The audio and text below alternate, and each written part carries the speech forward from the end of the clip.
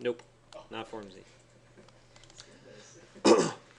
So what I want to go over here is the difference between different types of formats of diagramming.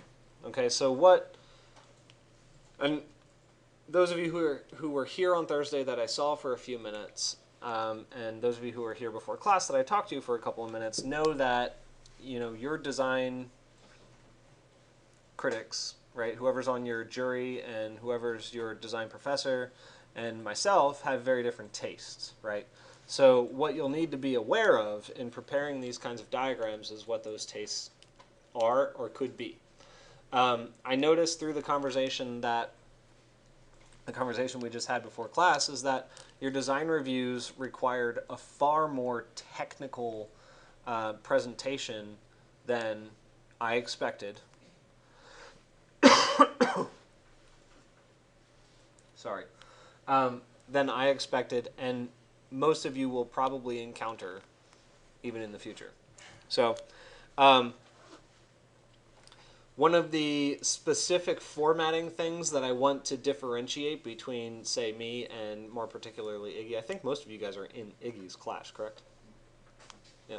So one of the differences between Iggy and myself is that I prefer to use compiled diagrams with a lot of overlays, graphic relationships that are directly on top of one another so that I can physically see the connection between two different diagrams.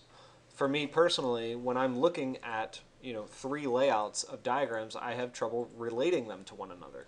So I like to put it all in one compilation. That's what you see in Illustrator right now. Okay, I combine them, I relate them, I find some kind of graphic medium that communicates the connection between the two. That's very useful to me. For Iggy, and a lot of other, there's probably, I don't know how many people are more like me or more like Iggy, but Iggy likes to see them organized and categorized in a sort of step-by-step narrative, a storyboard, if you will. I refer to it as a catalog format. But I think storyboard might be more appropriate in many cases, where basically if it's an iterative design process, you show a snapshot of each step along the way, right? When it comes to diagrams, it doesn't necessarily have to be chronological or anything like that, or one that grows off of another. It could just be used as a way to differentiate your diagrams. So what we have here is essentially the same hierarchy of information where we have 3 separate diagram items on the page, except we've overlaid 3 individual analyses within it.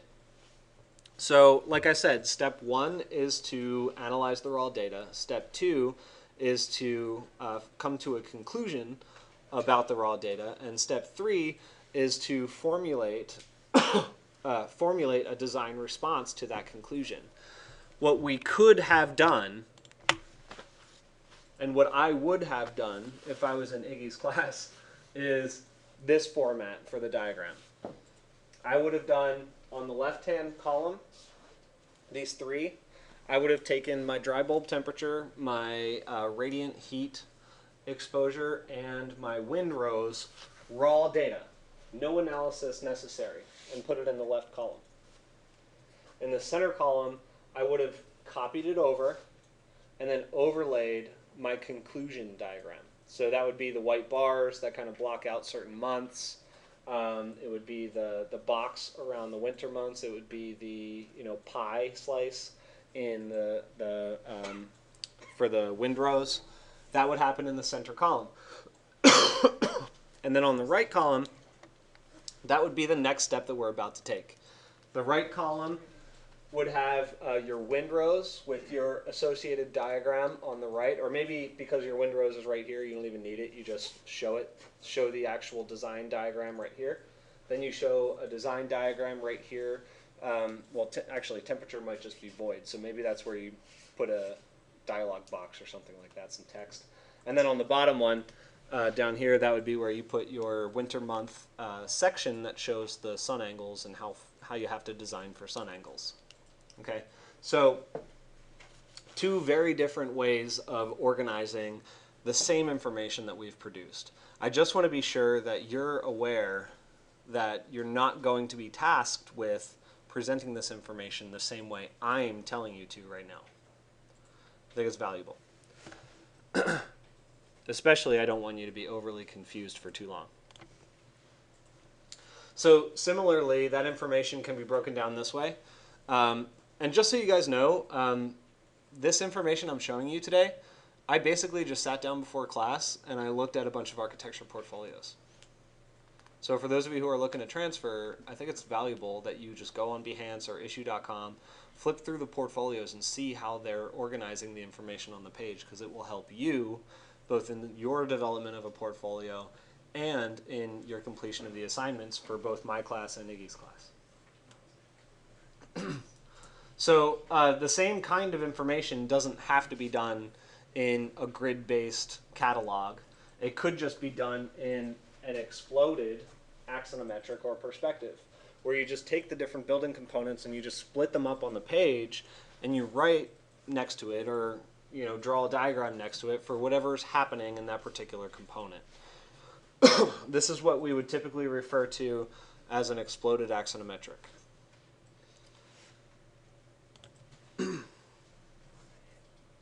So, by the way, this diagram right here is still a little more on the, catalog-based approach.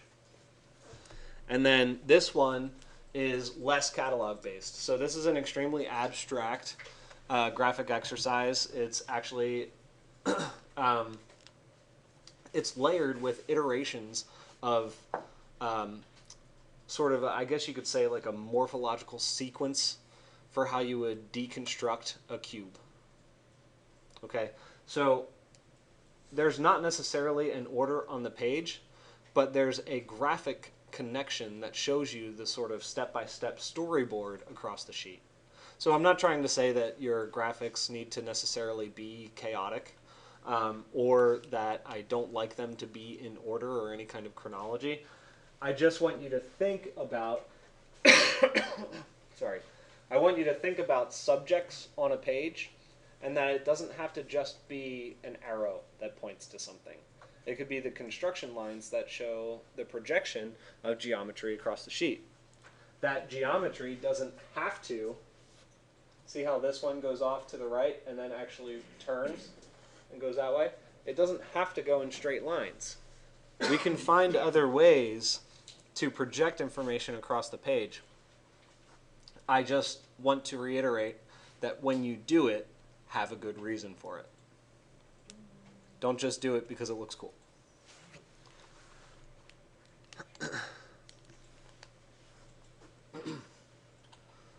So once you get beyond the placing of the actual subjects on the page, I think one of the things we talked about was you need to have a lot more text than you expected, right? And sometimes you do need to have a lot of text. I know I strive to have as little text as possible, but sometimes it's necessary. So here's an example of a very basic line-based diagram. The line-based diagram is overlaid with dotted circles, or I guess you could say like dashed circles of some sort, that are called out with text. And then the associated information for that text is placed right next to the title or the call out for that particular item. So that's valuable to us because in our diagram, we're essentially doing that here. We've called out the windrows, and then we've connected it with an action line that shows the resultant sort of, I guess product, I guess you could say.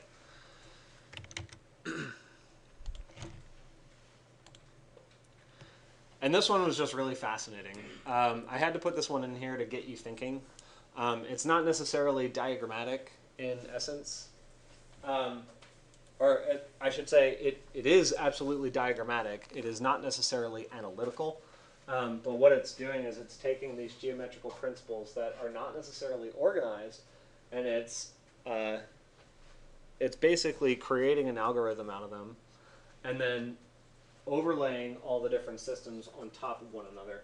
And what you get is this absolutely beautiful textile kind of graphic display right here. So what I'm getting at is that something that is so seemingly abstract as a shape or angles, or this one just looks like hair or something like that, right? Or angles that are twisting across the page, or a sort of disintegrating pattern across the sheet. Something as seemingly as abstract as that has a relationship to other geometry, which can then formulate a relationship that becomes architectural in some way, shape, or form. So this might look like it's just a graphic exercise right now, but it's actually incredibly spatial if you really get into the different geometries. If you isolate a particular moment, like all these white boxes that are there, what does it mean to be in this space? If you could imagine as three-dimensional, what would it actually be? I urge you to just kind of sit down and look at it for a second and think, if this is in 3 dimensions, where am I inside of it?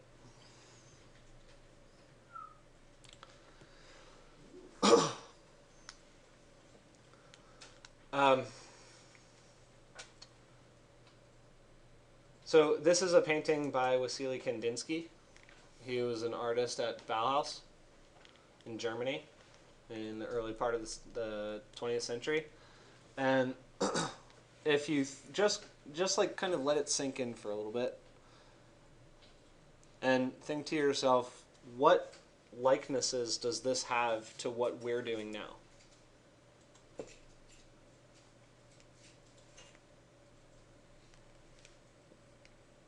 Anybody have anything? What was the question, sorry? What likenesses does this graphic exercise have to what we are doing now?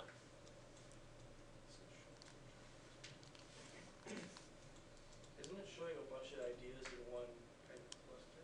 It is, yeah. But it also shares a sort of raw geometric relationship to what we're doing as a product, right? So, I mean, when I look at this, I see the shape of the Earth. I see, these competing sort of axial relationships across the page, which is essentially the fact that our Earth has a different position in the solar system at any given time of the year. I see, these circles to me, I'm kind of thinking that they're different areas of thought or different subjects or different kinds of impacts on any particular place in the planet.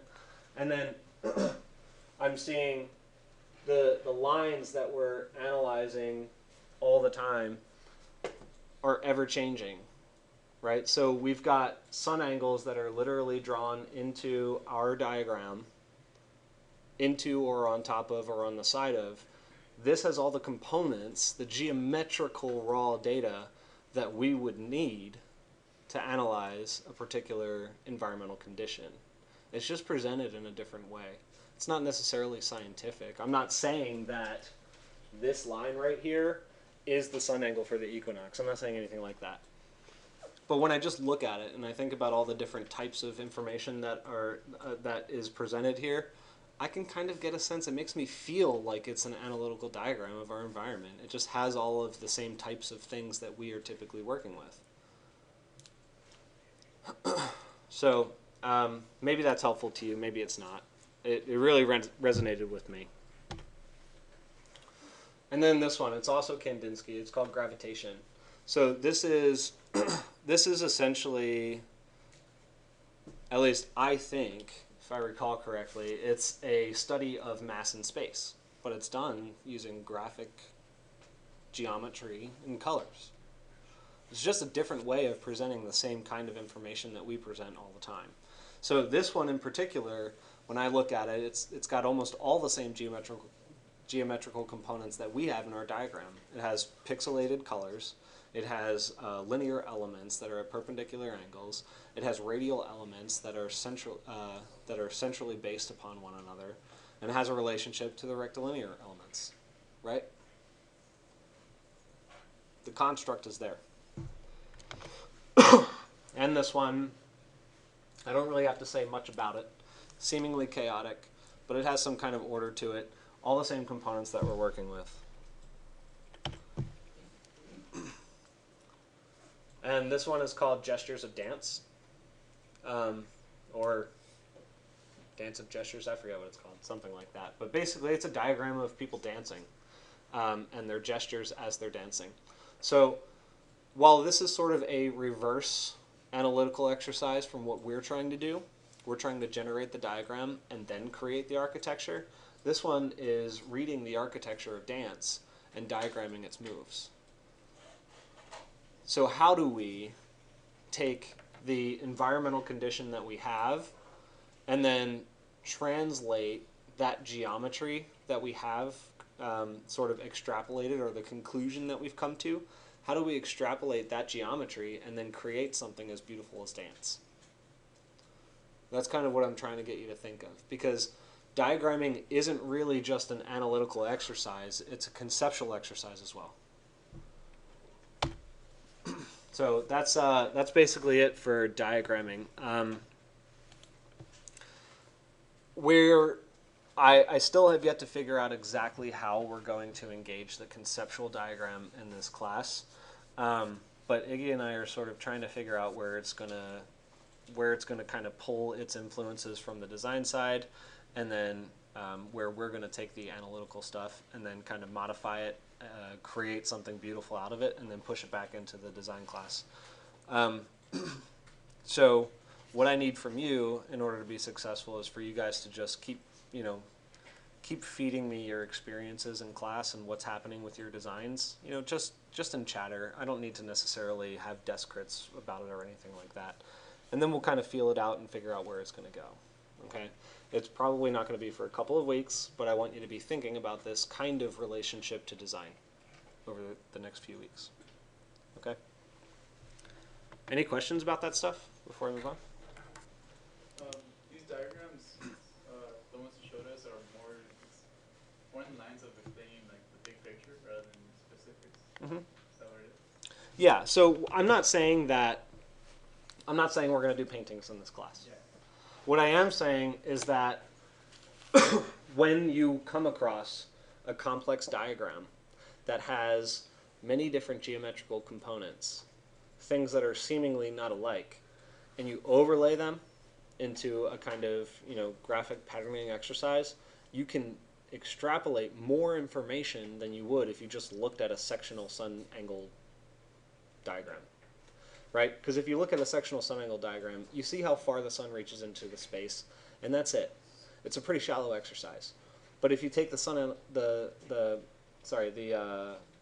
wind rows, overlay it with the sun rows, and you see where the winds are coming from based, in concert with where the sun is coming from, and then you overlay that with some kind of graphic analysis that you've extrapolated from your winter summer months or something like that, you can really find some really complex relationships. It's a little more straightforward with the sun path and the wind rows because they're both radial, but I think you get what I mean, right?